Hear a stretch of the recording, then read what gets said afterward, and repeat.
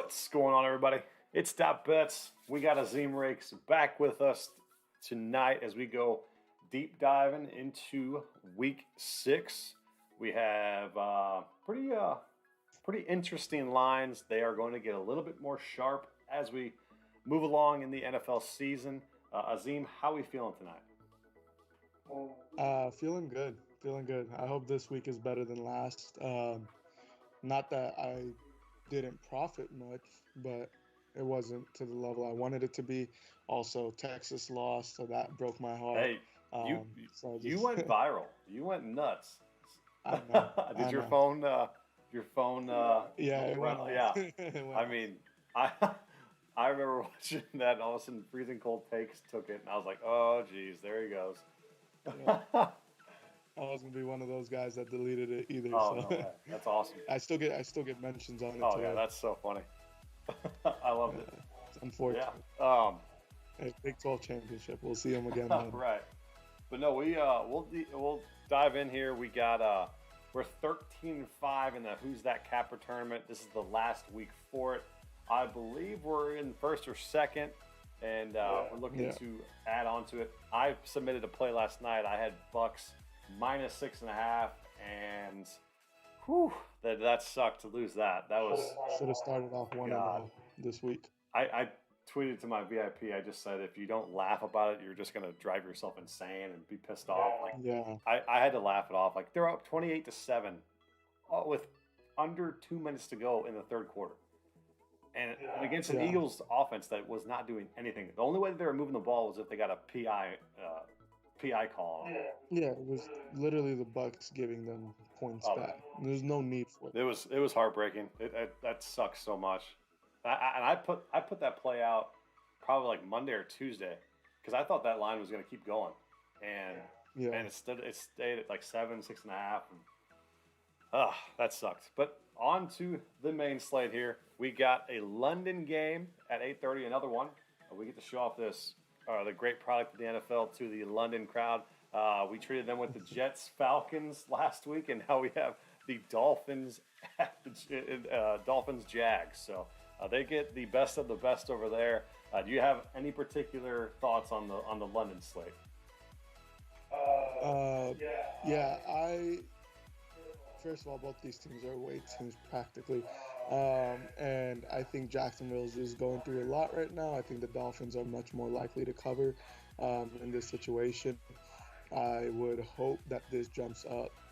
As the +3 is -115, I'm hoping it jumps up to 2.5. At which point I might take a look at playing the Dolphins.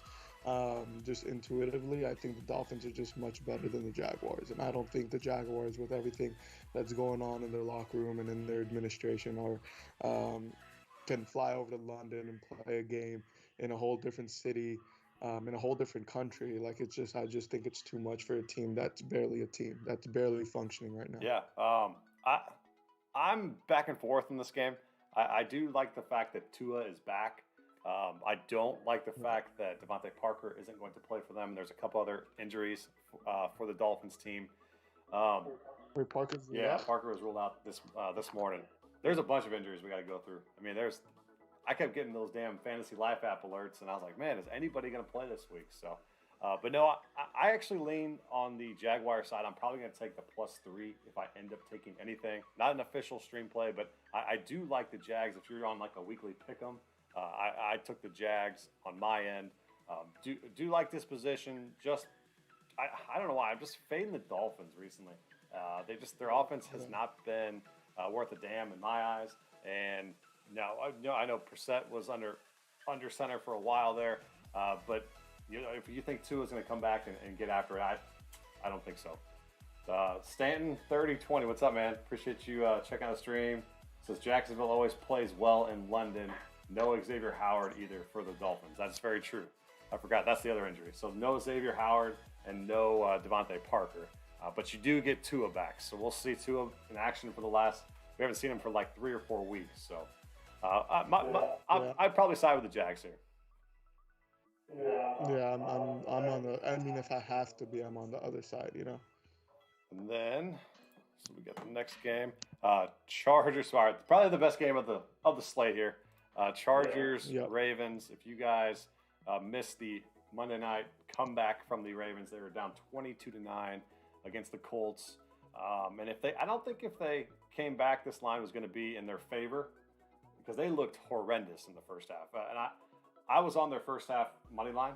They're not money line. The spread, I think it was 4.5 because they've covered in like, I think it was like 25-7 in his career. For whatever reason, the way to beat the Colts is to throw the football, and they didn't throw the football until they were down big. And then it was like, oh, wow, Mark Andrews is wide open. Oh, wow, Marquise Brown is wide open. They could not do that in the first half. Now they bring in the Chargers here.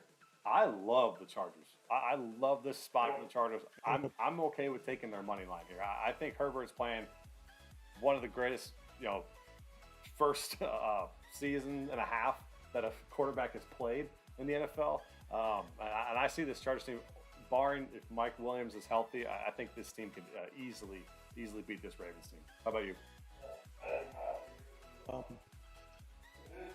In this game, they have less rest than the Chargers by one day. It doesn't seem.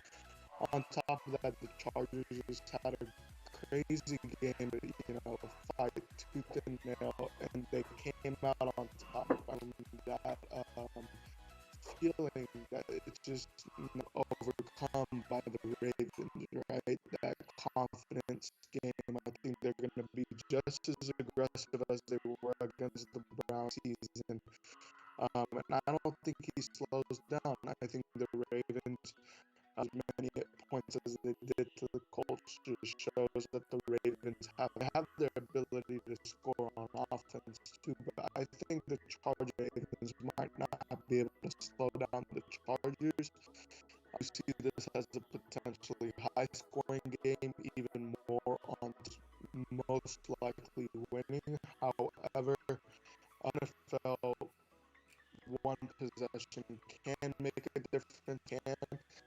That being said, for me, like, I'm gonna wait till +3. But I mean, if it doesn't go up to +3 or +2 or 2.5, then I might just take the money line. And I could very easily see the Chargers. And in my opinion, I think the Ravens much value here. I mean, they were down their first. Props to them for clawing their way back as much as they did. They had to claw their way back because, to begin with, and again, if they come out like that against that, I agree. I agree with that. And this is a game. If you are playing DFS, this is a YouTube video I recorded this morning. This will be up later tonight, and this is a favorable stack that I'm going to be on this one, and I'll be on the Chiefs football team. So I like both of these games. So if you want to take the over here, I completely agree. That Chargers Browns game, I think that was just an outlier of some big plays.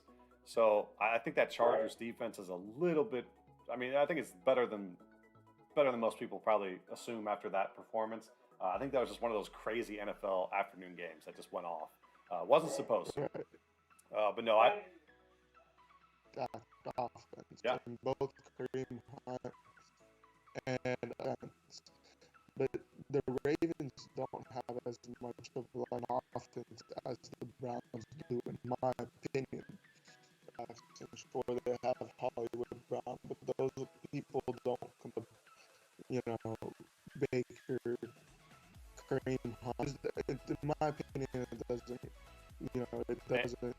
able to put up as many points as they did. I don't think the Ravens are. Yeah, and this Ravens team wants to run the football, but Murray has been ineffective. Tyson Williams has been ineffective, and they don't know who to play if Freeman or Bell. Like I don't even know why they signed those two. But it's just like Lamar Jackson show. Can Lamar keep doing this week after week? I'm fading it this week. We got Vikings, Panthers next. So I think this is a very, very good. Initially, I actually thought I was going to take the Panthers because I was thinking CMC was going to come back and maybe get the line favorable. I think it was like -1 Panthers when it came out or something like that. Because I think they're ruling CMC coming back. He's officially out. So, and Dalvin Cook is a go for Sunday, and I think he's going to be 100% go. Otherwise, they would just hold him out after the bye. So I'm taking the Vikings here -2.5. I mean, same situation. I think the Vikings end up teams when fully healthy. However, the Panthers are missing their main back while the Vikings return theirs. I can see this line getting to 3.5, potentially even 4 by Sunday, just with a lot of people coming in for that Dalvin Cook news. So if you want the value, the -2.5 number is the best number you'll probably ever find for the Vikings from here Oh on yeah, out. So yeah, I mean, if you want to bet this game, I would lean the Vikings entirely, simply because again, very very equatable teams, but one has their main back and the other one does not. And so, and even if last minute like Dalvin Cook seems to be hurt or whatever, if he starts the game and he seems a little slow, you still got Madison coming in who's been absolutely killing yep, it in place of Dalvin Cook. So I mean, it's even if Cook wasn't playing, the -2.5 would be, in my opinion, a really good number against the Panthers team without C-Mac. right, yeah, and we faded them last week. We faded the Panthers the week before because they were playing Dak, they're playing Hurts. Those are those mobile quarterbacks that absolutely thrashed them. Now they're Right. going against a pocket quarterback here. I just think an all-around better team is the Vikings in this scenario, and a team that needs to get back to 500 and to compete in that Right. division. I think this is I would say a must-win, but I think this is very very important for the Vikings to keep pace in the NFC North for sure. Yes, I agree with that. Anything on the over/under here? Because this is a game that I'm thinking about stacking for DFS. I'm pretty sure I'm going to go that route. Um, I think this could just be like a sneaky shootout. You got two teams that you got Thielen, Jefferson, and then you got Moore and Anderson. You could potentially see some big plays out of these guys. I'm leaning the over here. I'm actually going to take the under. Yeah, you have more. The Vikings, I feel like, could potentially slow down more. But that's in my opinion, that's really all you have in that situation. Maybe Chuba Hubbard goes off a little bit, um, but I think if any team's putting up the points, I think it's the Vikings, mainly with Dalvin Cook. But I don't think for DFS it's going to be worth it because he's probably so expensive. Um, I don't see this. I mean, this in my opinion, this total's pretty well set. In my opinion, this total's pretty well set, but mainly because like if you even go off the market projection, it's 24-21, which seems like a great market projection. 45 on the total, 3 on the spread, um, right around those numbers, and those are two very active key numbers. Um, I think the Vikings are more likely to put up more than 24 points, but I also don't believe the Panthers get to 21 points. Um, so I think the spread is just well Yeah. set. And anybody who's tuning in, I mean the total. yeah, yeah, Sorry. no problem. And then anybody's just tuning in, give us a question or let us know how you guys are feeling tonight. Um, if you guys have any prop questions, spread questions, total questions, any game that you guys want us to cover real quick, let us know. We'll just keep going down the line and appreciate you guys tuning in. I'm actually going to sit here and actually wait probably after we got the stream or something like that and wait for Dalvin's rush yards to pop up because I want to take those as soon as they hit. I think he's going to have a good game. Right. So the next one, we got a rivalry game here. Packers at the Bears. This line has grown. It went from, I think, what did it open at 3.5 or 4.5? I know it was something like that. And then now it's all the way up to -6 with some injury news for the Bears. Damian Williams on the COVID-19 list. Then you got Herbert is going to be their full-time running back. And then Fields is inactive. I favor the Packers here. I think it's an easy double-digit win for them. Yeah, I'm sort of on the same boat. I could have sworn I had a play on the Packers, but turns out I don't.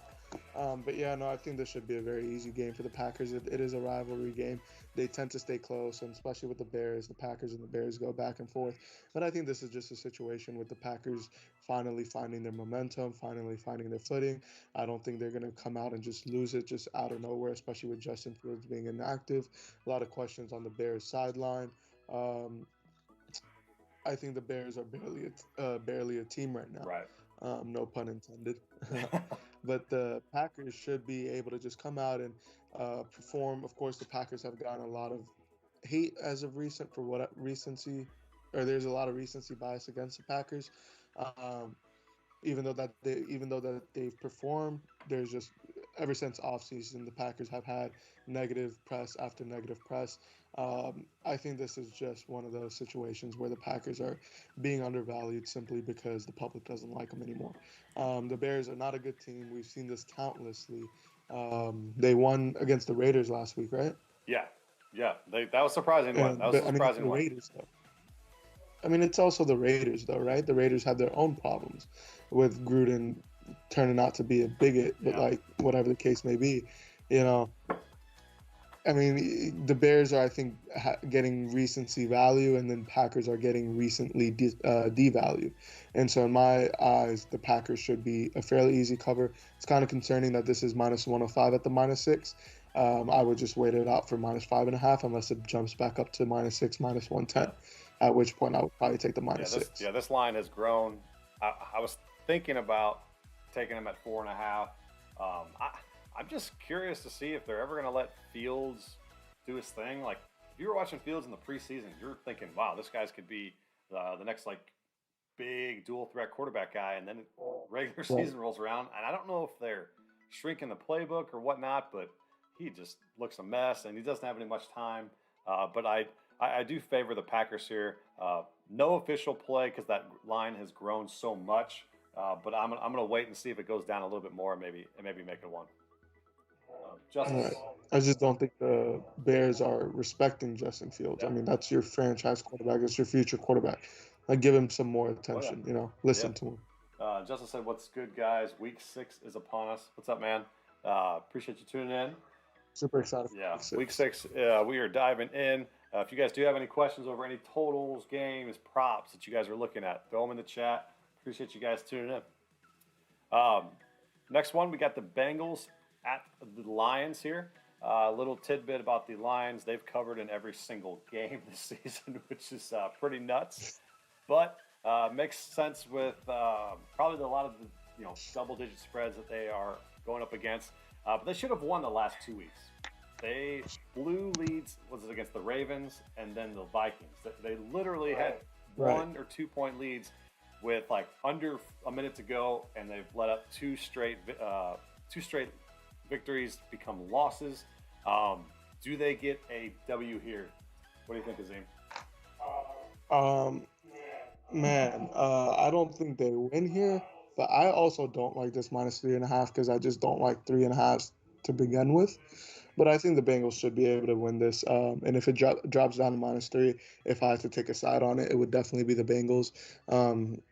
Big fan of Joe Burrow, big fan of Jamar Chase. Like, I think this is going to be a situation where the Bengals should be able to win, especially against a Lion team that can't find their grip. You're right; they should have won the last 2 games, but even then, those 2 games were so poorly played by both sides that it's like I can't, in my right mind, say, congratulate the Lions because it was just a crappy performance. It wasn't as if they almost won the game, but rather the other team almost lost the Right. game. So, in my opinion, the Bengals are just the better team here. I would have expected this line to be bigger, but the fact that it opened up at this point concerns me. And then the fact that it stayed here, and especially at that -3.5, which is such a like hooked number that I would rather stay here. If it drops down to -3, then I'm probably looking at the Bengals, if Yeah. anything. I'm gonna have a play here on the Bengals. I think it's finally a time where maybe Vegas gave the Lions a little bit too much credit here, making this pretty close to a field goal spread. But you got Mixon, who's going to be probably getting 20 plus touches here. They got Burrow, they have Higgins, Boyd, and Chase. This offense is lethal, and they should have won last week against the Packers, minus those 5 or 6 missed field goals in the last like 2 minutes of the game. So just taking that kind of confidence that you knew you could play with one of those premier elite teams in the league.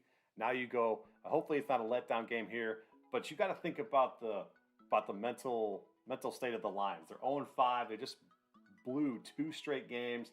does that light a Right. fire under their ass? Or I tend to think it. I tend to Uh, think it kind of mentally drains them and says, "Oh man, here we go again." Week after week, and I like the Bengals here. yeah, I mean, I think the Lions are just going to soon enough start tanking, especially if they lose this week. And as they should. I mean, they don't have much to look forward to in the future either.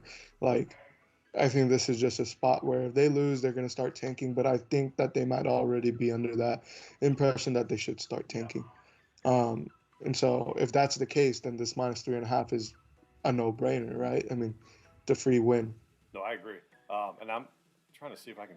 They don't have the rush attempts yet for Mixon. That was going to be one I would try to go for because he's going to be the lead back. I think he's good with his ankle. He looked pretty dang sharp. I think they were just being smart and managing it, so it wasn't a long-term issue. And they had Pirine up and ready to go, but he is out this week, so it's going to be Mixon and then Evans, I believe, is the backup there. And I could see Burrow letting it loose a little bit more against this team. Over 283.5 isn't a bad spot. Going with Right. three lethal wide receiver weapons that he has. So definitely like the Bengals in this matchup here. So we got the next one. We got our first double-digit spread that we'll go after. It's the Texans at the Colts, and the double-digit spreads are Azim's favorite. So I'm going to have him start this one right Yeah. here. Yeah. For those who haven't tuned in before, um, I like these double-digit spreads mainly because of one purpose, and it's because in football, a lot of people try to take the big dogs because they think too many points is, well, exactly that, just too many points. And these big double-digit favorites become very profitable in the long term. That being said, if this stays a double digit, I would look to towards the Colts as a play. Plus the Texans, I mean, they played really well against the Patriots, but it's also the fact, like the Patriots actually really, in my opinion, allowed them to stay in. It wasn't so much that the Texans stayed in, but rather the Patriots allowed the Texans to stay in. Um, I don't think that's going to be the case with the Colts. They just came off of a brutal loss. This is going to be a great spot for a pick me up. I think this is going to be one of their wins that they could just tack on and be like, great, we won this game. I think they're going to come out aggressive. I think they're going to take off, take their angers and frustrations from this last week against the Ravens out on the Texans and just kind of pile drive through them. I think this is an easy cover, and if it stays at -10, I'm going to be looking at potentially taking it.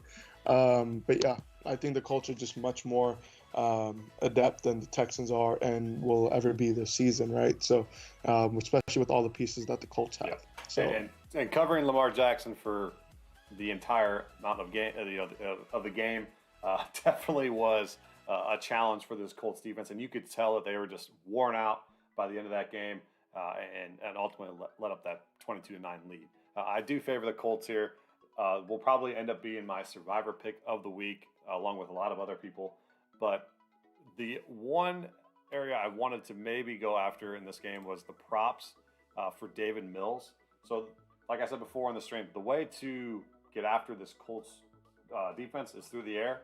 And I think 217.5 is just incredibly too low for an NFL quarterback.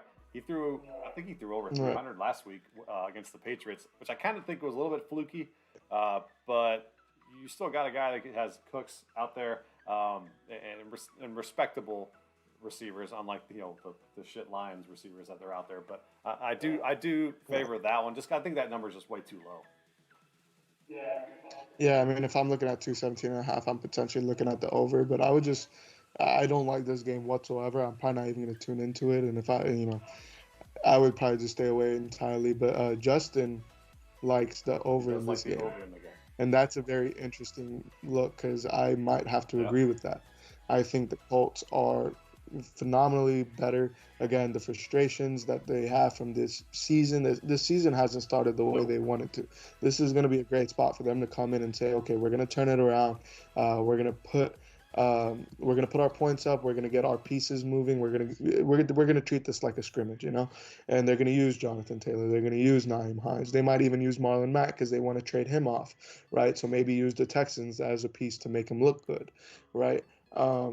I think this is a situation where the Colts put up quite a bit of points. I think the Texans, as Dot mentioned, they could get beat in the air here and there, and if that happens, then you can expect Brandon Cooks to put up a few touchdowns, maybe one or two, so that can allow the Texans to put up maybe 14, maybe 21 points. It's still a lot, but I can easily expect the Colts getting past 30 here. Again, they haven't had many changes to their roster since last season in terms of offensive pieces.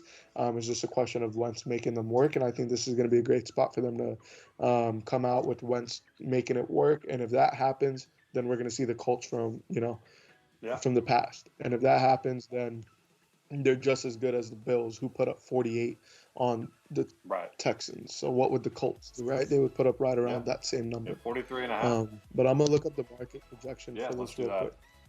And explain that for our viewers real quickly.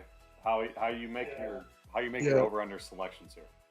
I think it's very interesting. Very interesting. So this isn't entirely the way I make my over/under selections. It's just one of the Right. tools that I use in it.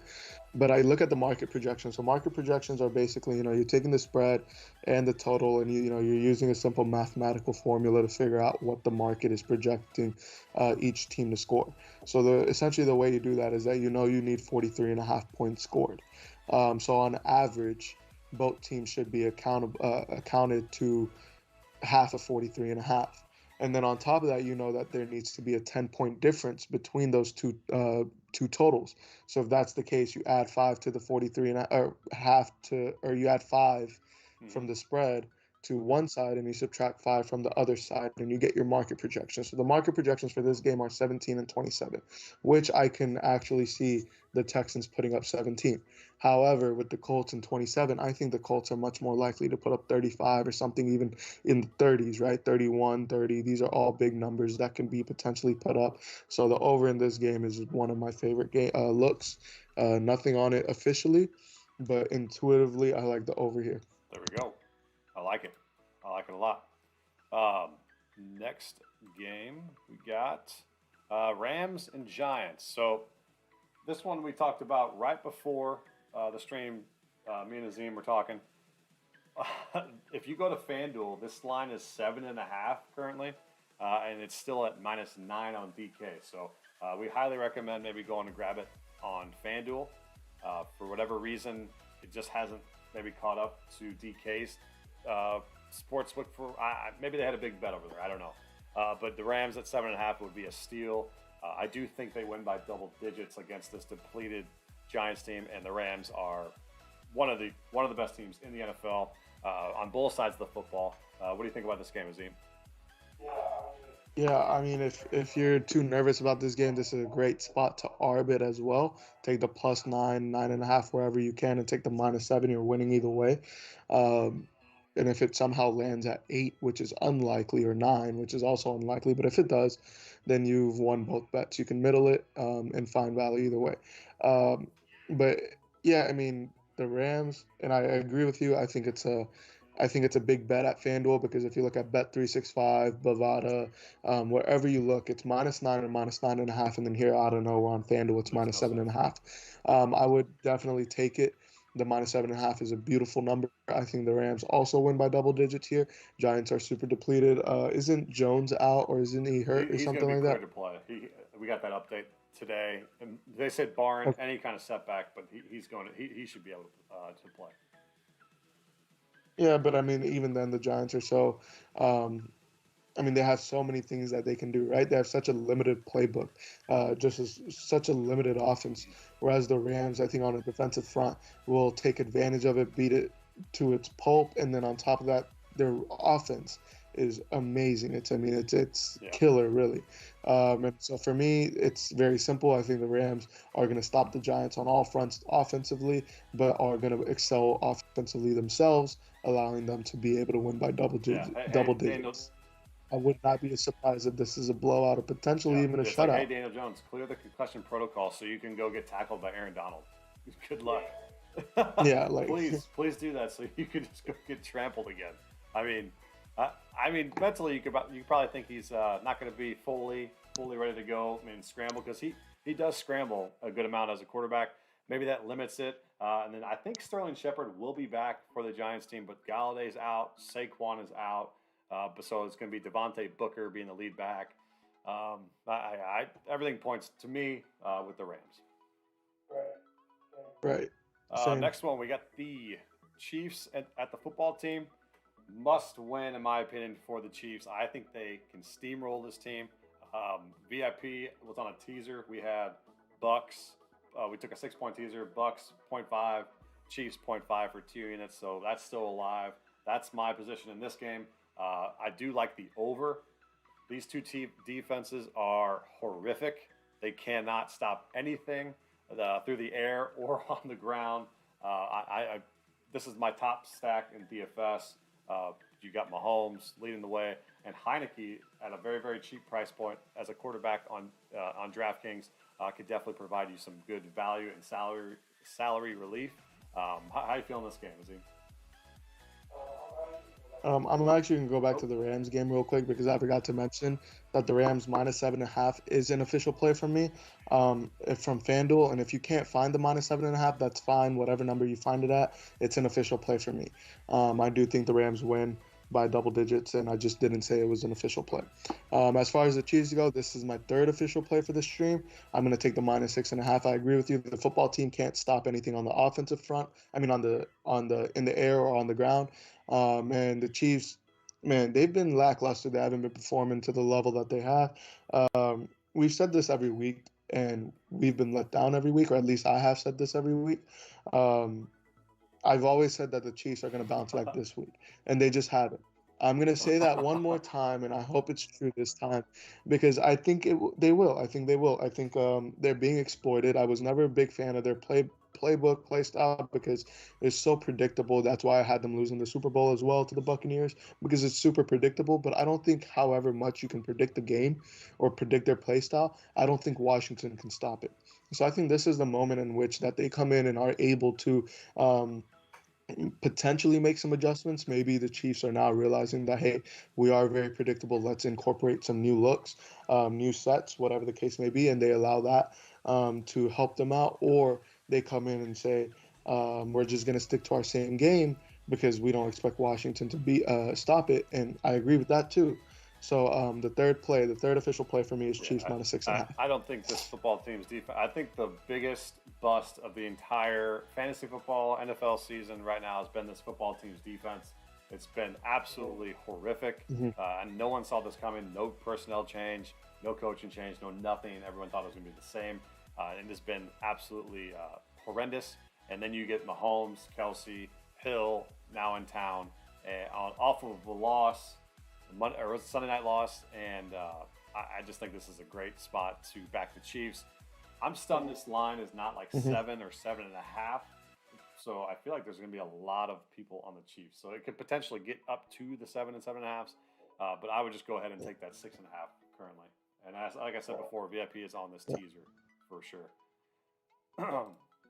Next one we got, so that's all the noon games.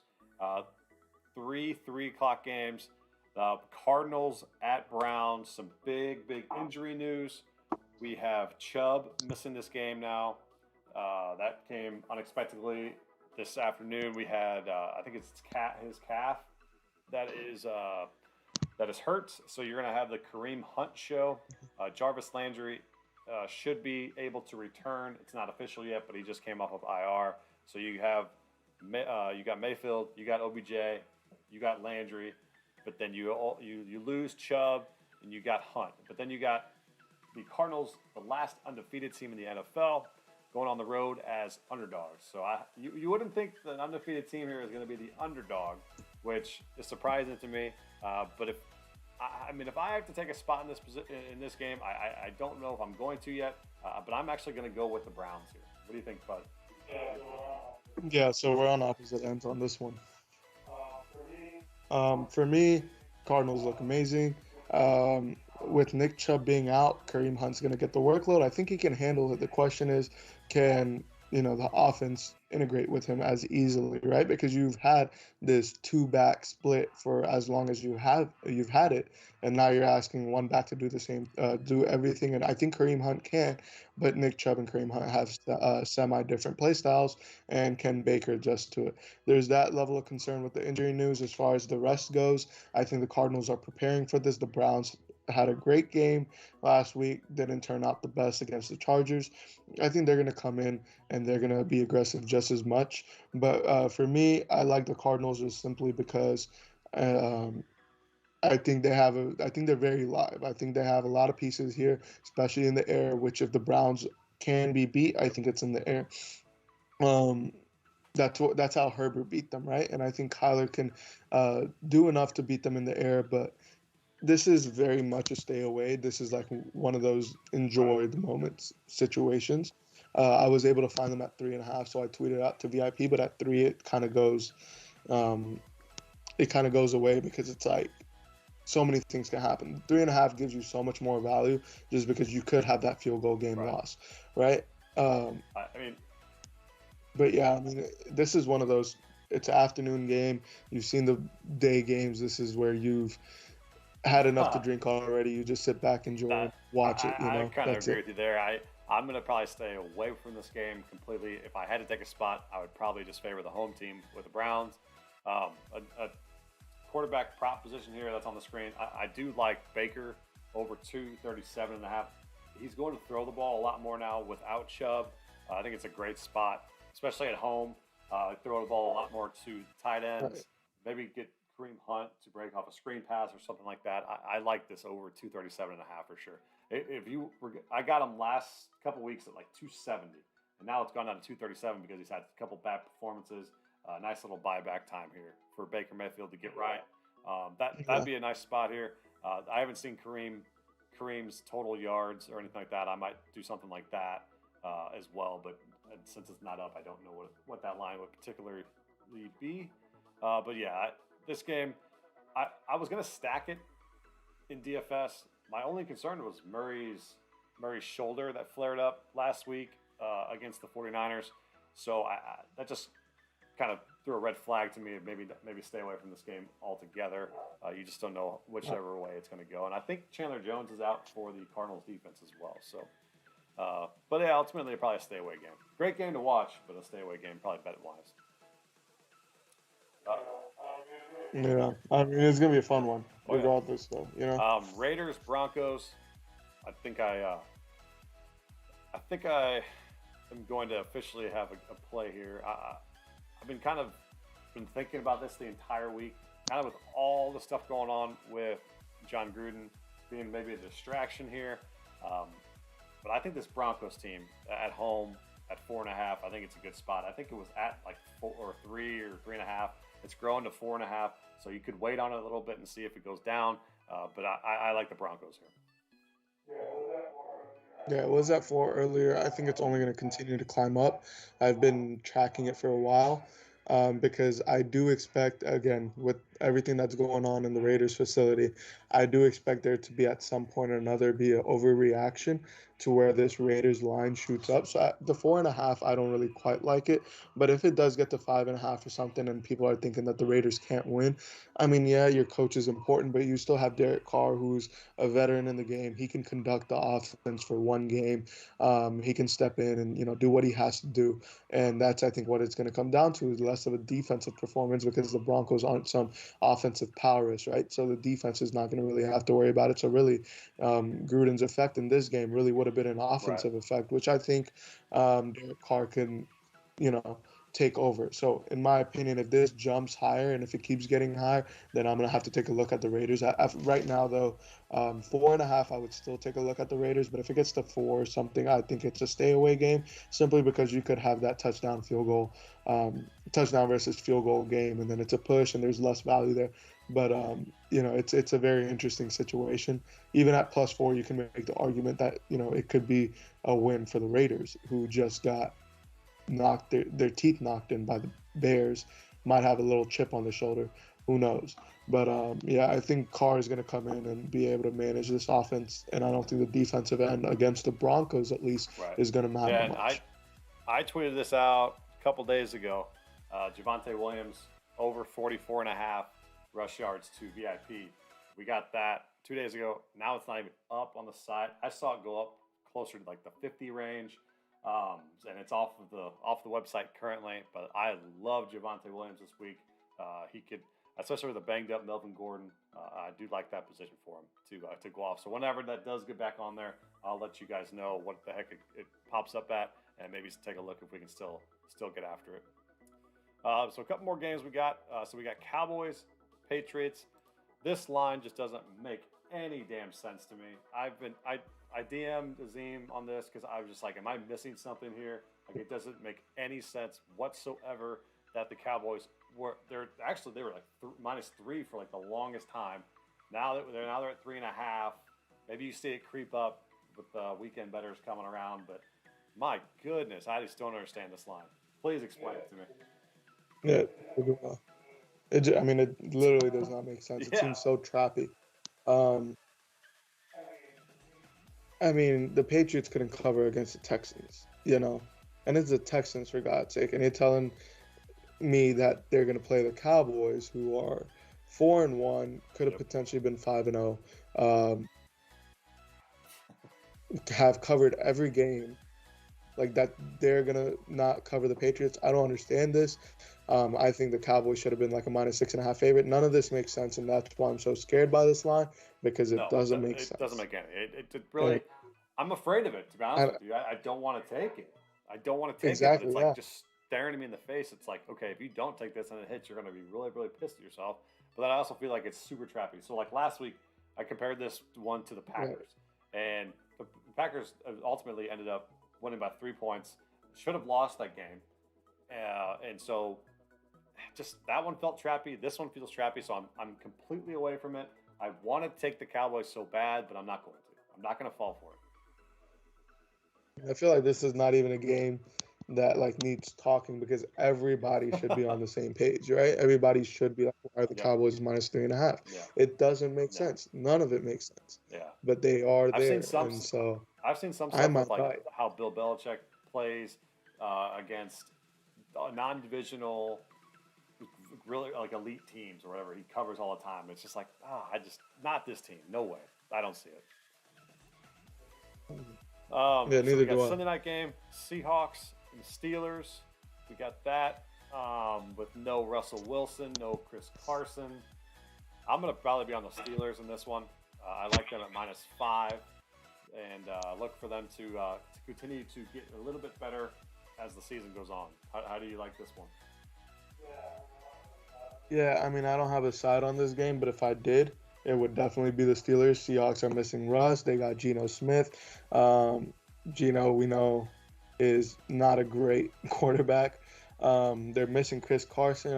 Of course, Rashad Penny's still out, right? Collins and DJ Dallas. So that's who they're going to be relying on in the backfield. You have DK Metcalf and Tyler Lockett that you need to cover for Geno Smith, but again, it's Geno Smith. How often is he going to get it accurate enough to for them to make a play? You only have to worry about covering them. If you've covered them enough, they're not going to get the attention that they deserve. I don't see the Seahawks putting up any points, really. And I think the Steelers, Big Ben is a shell of himself, but as long as the Steelers just hand it off to Najee Harris, I think this is a game that the Steelers could easily win, and probably win by a couple touchdowns. I don't have an official play on this game, but if I'm taking a side, it has to be the Steelers -5. Yep. And then we'll move to Monday night. Last game we'll cover, and we'll get up on out of here. We got the Bills at the Titans. Great game to watch if you like offense. 53 total. I love the over here and the Bills. What about you? I like the Bills here, and that's going to be my fourth free play for the videos. Bills -5.5. I like it. The Titans look good. They got Derrick Henry, sure. The Bills are they're the Bills. They're the best, in my opinion, the best team in the league right now. Oh, clearly the best team. Yeah, I'm not going to step in their way. This -5.5 is an understatement to their ability. Yes, Derrick Henry's going to get a lot of touches. Yes, he's going to do his thing. Yes, he's going to put up a lot of points. I think it's going to, if it comes down to the wire, I expect the Bills to be able to make a 2-minute drill touchdown rather than Titans be able to hold them off. I mean, every way, every shape or form. I see this. I Right. see the Bills winning this and covering. Even if I haven't checked one thing. I haven't checked the market projection, so I'm gonna go back to that. If we go to that, it's 29.25 to 23.75, which indicates a score of 24-31. Yep. That's a 7-point win. Um, Yeah, Give me the 100%. -5.5. And I don't. I think the main difference here is the Bills' defense. The Bills' defense is the best in the league. They've shown it. And if you're going to tell me that the Titans can cover this, no way. I'm totally on the Bills here. I love the Bills. So yeah, Agreed. yeah. So if you guys don't have any other questions, you guys hit us up on Twitter at Azim Rakes at .bets. And then we will look to continue our winning ways. So we appreciate you guys tuning in. Any final thoughts on the slate, Azim? Yeah.